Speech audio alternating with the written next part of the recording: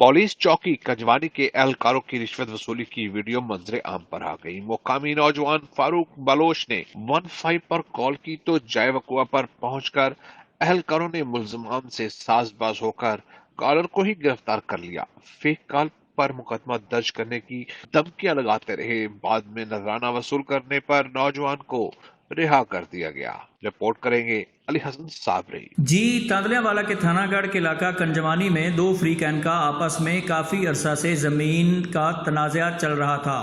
आज सुबह फरहान बलोच और जाकिर चौहान ने फरूक बलोच को उसको अपनी फसलों में ही जाने से रोका, जिस पर गुजरने की सूरत में संगीन नताज की धमकियां भी दी गईं। तो फरूक बलोच ने 15 पर पुलिस को कॉल कर दी।